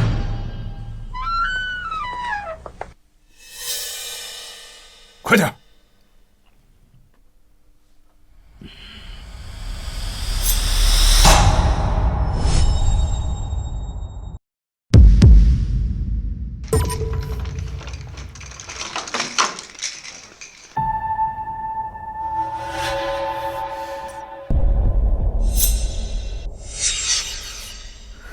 快点！父皇，你怎么在这儿？女儿，齐国联军没了！什么？怎么会这样？怎么会这样？贺兰勒马，朕念在你还有一点脑子，就给你最后一次机会，成为朕执掌天下的一枚棋子。现在跪下，臣服于朕。你服还是不服？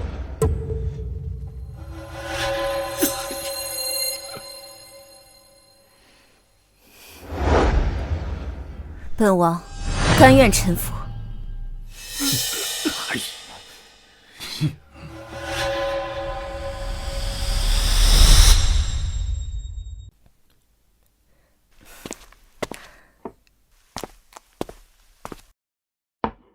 官家，齐国臣服，边患暂解，下一步你有何打算？下一步自然是要继续完善朕绑架全天下的大计，铺铁路、开矿藏、兴工业，让蒸汽机的轰鸣响彻四海，给大钱一个前所未有的盛世。官家宏图，臣妾心驰神往。只是如此变革，必定会触动大多数人的利益，尤其是先太后昔日党羽，守旧勋贵，若日后暗中反扑，对官家不利。怕什么？魏嫣然已在天牢之中，剩下些小鱼小虾难成大器。明枪易躲，暗箭难防，臣妾是怕他们行些阴险刺杀之事。纵有万千险阻，朕一无往矣。只要朕的政令能推行下去，让百姓富足，让大钱强盛，即便朕以身殉国。呸！官家不能说这么不吉利的话。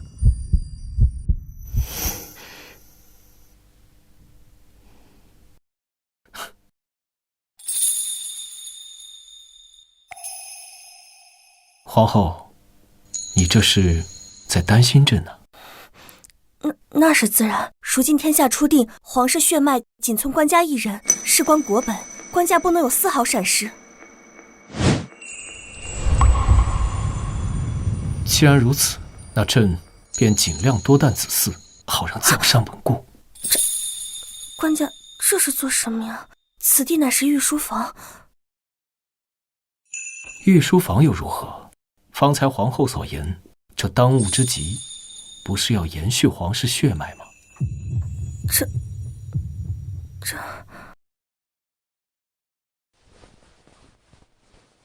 姐夫，不好了，不好了！有人劫狱，救走魏嫣然，投奔金国去了。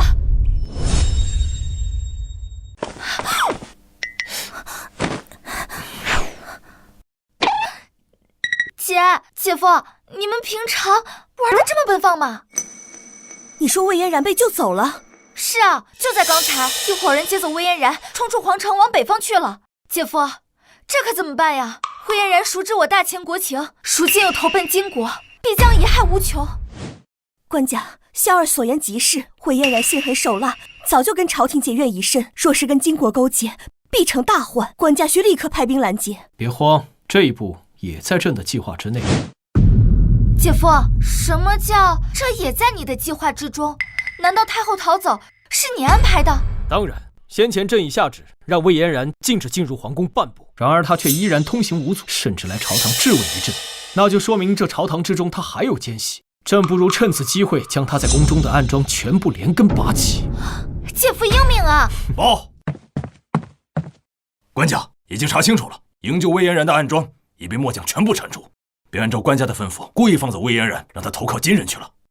纵虎归山，官家这又是何意？如今我大钱已初步掌控诸国的民生命脉，让各国的上层权贵都因有利可图，和我们绑在一起。然而人之本性贪婪而畏威，光给甜头不行，得给些大棒警示一下。大棒？大棒敲谁啊？难道就是金国？没错，朕就是要拿金国开刀，杀鸡儆猴，让金国成为朕绑架全天下的祭品。只有这样，才会让天下人都知道，顺我大钱者昌，逆我大钱者亡。大钱太后，你可是亲口承诺会拿出十足的诚意，我大金才会派出最精锐的死士，冒死把你从那天牢里捞出来。大汗放心，本宫既然来了，带来的诚意定让大汗满意。哦，大汗，请看此图，此图乃前国北境以及京畿地区详图，上面标注了主要关隘、兵力部署，以及一条可以绕过所有主要防线，直插中原腹地的密路。密路？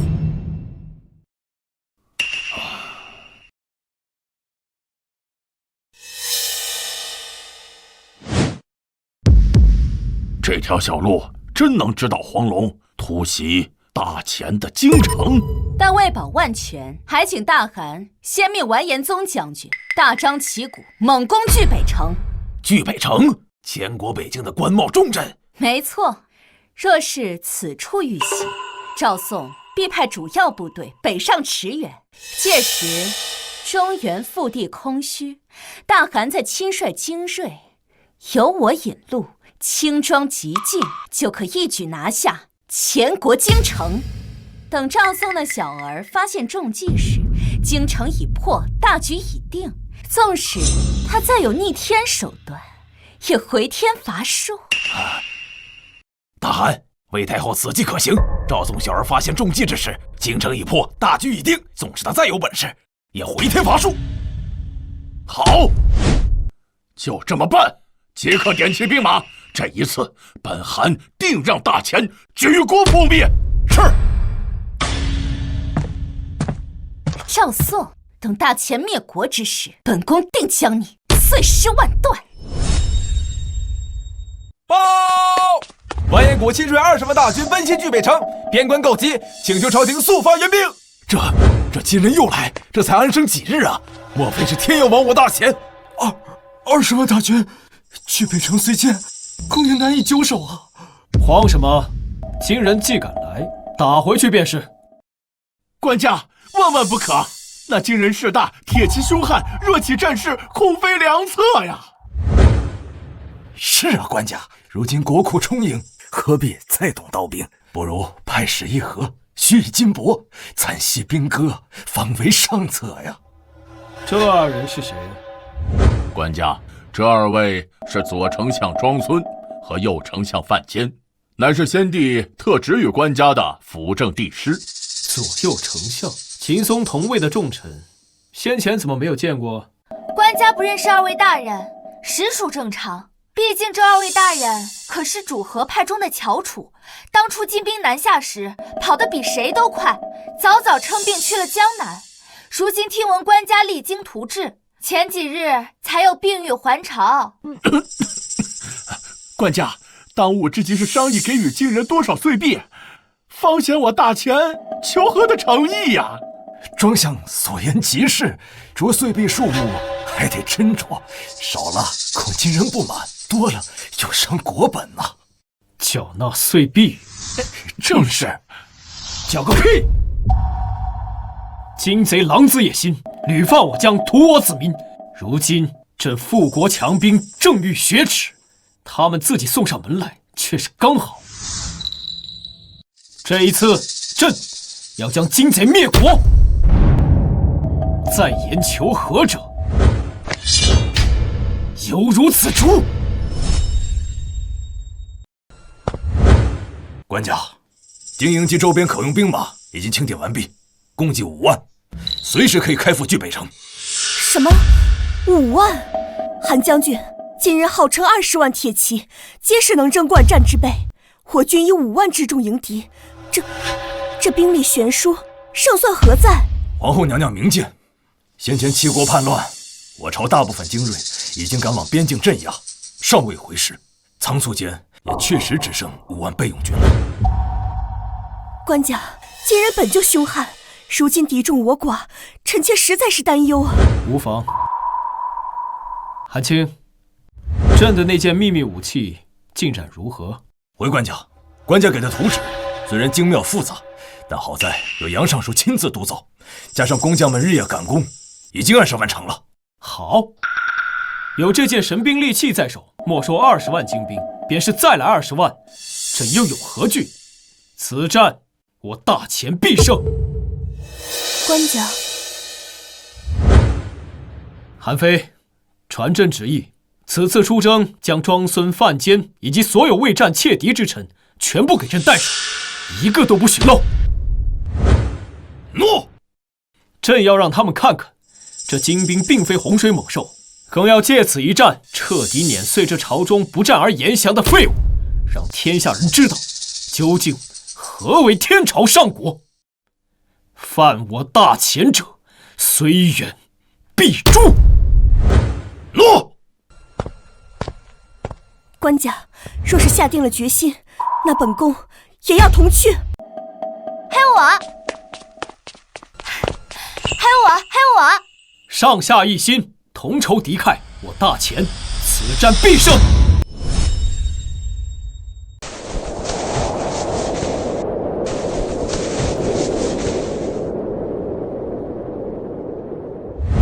官家，算算时辰，经过的军队就快到了。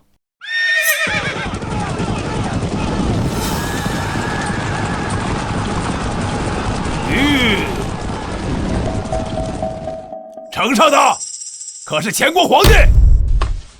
既知是朕，尔等还不下马跪拜？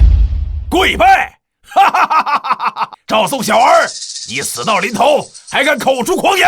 看看我大金雄狮，铁蹄所至，寸草不生。你若识相，就速速打开城门，自负出降。本王说不定会大发慈悲，给你留个全尸。完颜宗，该投降的是你们才对，立刻把魏嫣然交出来，再叫你们大汗亲自来我大前京城，3跪9叩，俯首称臣。届时，朕或可考虑留你金国宗庙不毁。官家，这惊人势大，切不可逞一时口舌之快呀！是啊，官家，我方只有5万人马，怎可挑衅这20万大军呢？好一个不知死活的惶恐小儿，竟敢如此侮辱我大金，亵渎我大汉天威，真是不知死活！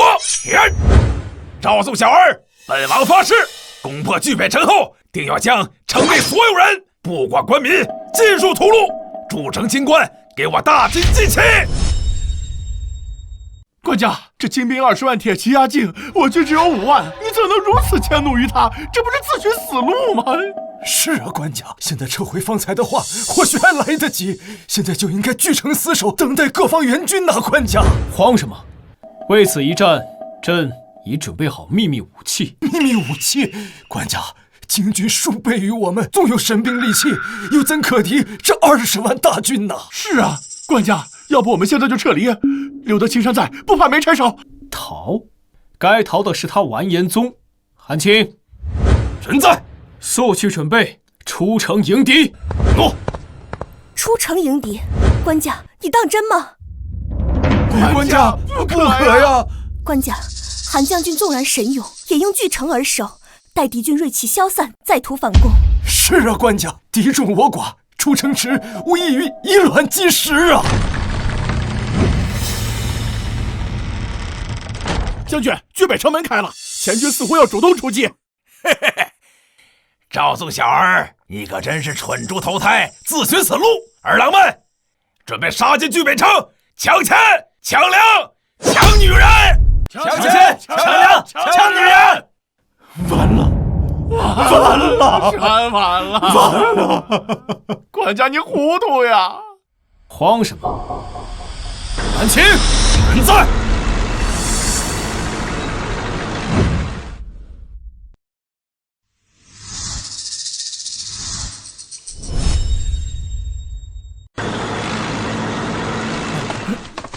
这是何物？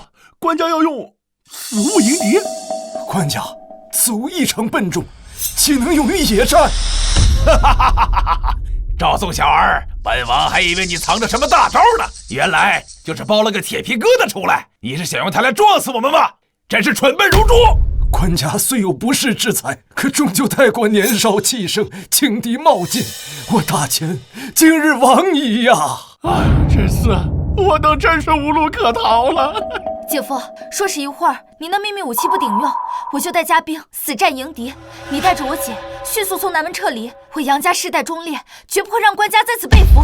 不可，小妹，我们绝对不会扔下你的。皇后，小姨子，朕知道你们两个姐妹情深，但朕这坦克都开出来了，此战毫无悬念。全军列队，准备跟着我踏平这群不知死活的前人！完了，全完了！看来你们对科技的力量还真是一无所知啊！杀！全军听令，人在，开炮！开炮！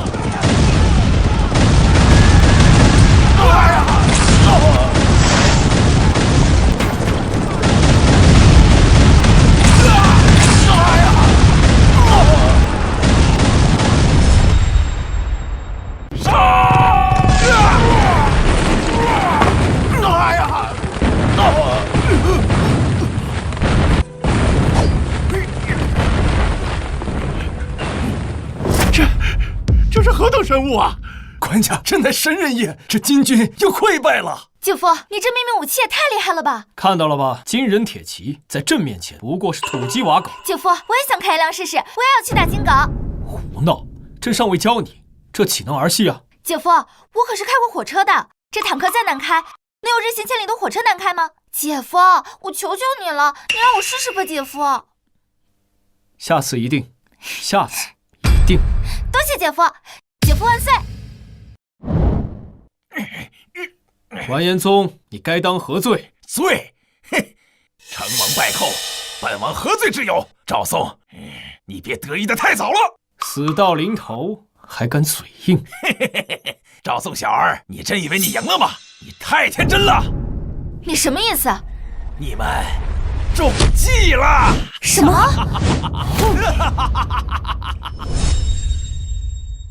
中计？你在胡说什么？现在不妨告诉你们，本王在此佯攻巨北城，其目的就是为了牵制你们前国主力。我大金真正的精锐铁浮屠早已由太后引路，大汗率兵绕过关隘密道，直扑你前国京都去了。什么？京都？他们早在10日之前就已出发，如今恐怕明日就兵临城下，而你们经济空虚，群龙无首，如何抵御我大金精锐？届时国都被破，大钱必乱。完了，这京都若失，大钱休矣，大钱休矣呀！官家，快下令回援呐！官家，现在才想班师回朝，晚了！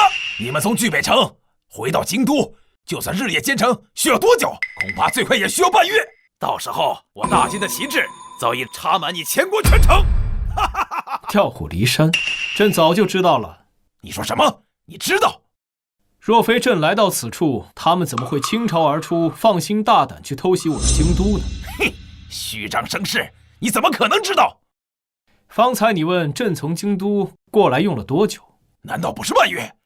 最快也需10日，你休想骗我！哎呀，还是怪朕出发的晚，昨日才从京都抵达此处。你说什么？昨日？小姨子，去准备发车吧，朕要好好带他兜兜风。诺。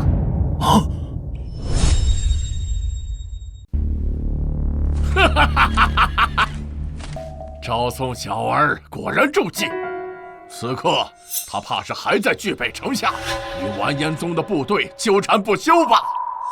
大汗，赵宋恐怕早已死在完颜宗将军手下。报！大汗，京城周边兵力稀少，城墙守军更是寥寥，守备空虚。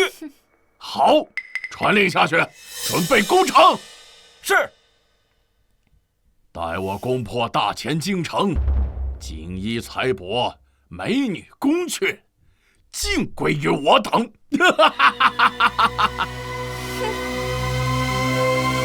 大汗，不要忘了，说是赵宋未死，入主京城后，还需组织军队以逸待劳，伏杀仓皇回援的赵宋等人。那是当然。只要赵宋一死，本韩就彻底拿下这中原的江山。届时，定封你为摄政太后，共享这天下。赵宋，这大秦天下本宫得不到，就算毁了也不会让你得到。儿郎们，破城之后3日不封刀，任尔等烧杀掳掠，纵欲妄为。杀！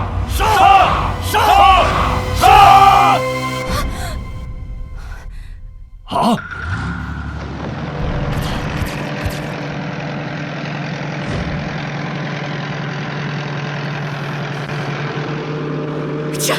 这是怎么来到朕的京都，也不提前打声招呼吗？赵宋。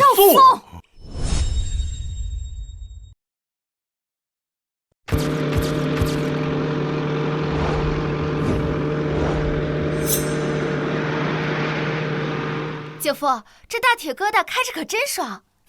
不可能！你明明应该在巨北城，怎会在此？赵宋，你究竟是人是鬼？朕自然是人，不过尔等井底之蛙，不知这科技之力。昨日朕坐上火车，1日千里，早就回来等你们上门了。不可能！火车轨道只通边市，怎会直达京城？魏嫣然，朕掌控了这天下之地，你说这条条大路不通到我们大秦国都吗？怎么会这样？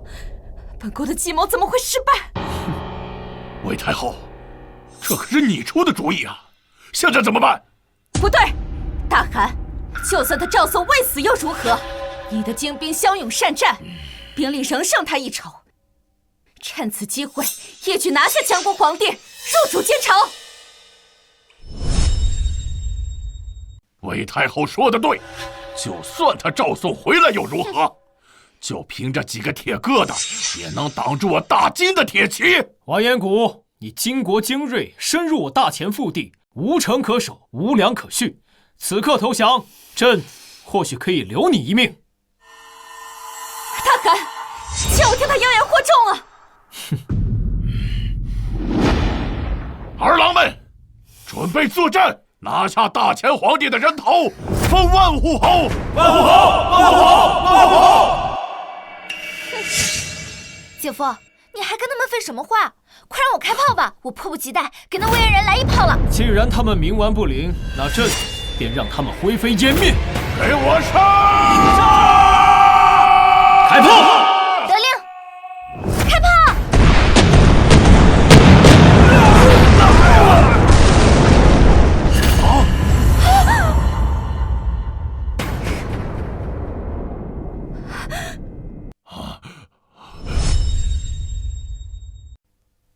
魏氏，尔等可知罪？官家饶命啊！官家，大人，将军，饶命啊！官家饶命啊！传朕旨意，叛贼魏嫣然、秦松，降罪处死，夷其3族。今囚完颜谷、完颜宗，斩首示众，传阅九边，以儆效尤。命其部族勇士向大前称臣纳贡，若有再犯，灭族绝种。诺，把人带下去。官家饶命啊！官家饶命啊！官家饶命啊！官家，叛贼之事已了，现在该论功行赏了。尚书杨震，宫中体国更兼德行高洁，堪称百官表率。即日起擢升为丞相，总领朝政，辅佐朕治理天下。老臣叩谢天恩。将军韩非，臣在。忠勇无双，护驾平叛，屡立战功。即日起封镇国大将军，总督天下兵马，赐丹书铁券。谢主隆恩。姐夫，我呢？我也立功了，开火车、开坦克，我可是出了大力的。你呀，就去工部吧，去做一些新玩意儿，比如日行千里的豪华跑车，奢华无比的游艇。跑车、游艇，那是何物？虽然听不懂，但姐夫让我造的一定是好东西，我干！皇后，诸事已了，上次在御书房未竟之时，这次朕可不会让任何人来打扰我们。哎呀，官家，讨厌，这还在朝堂之上呢。散朝。恭送官家，皇后娘娘，万岁万岁万万岁！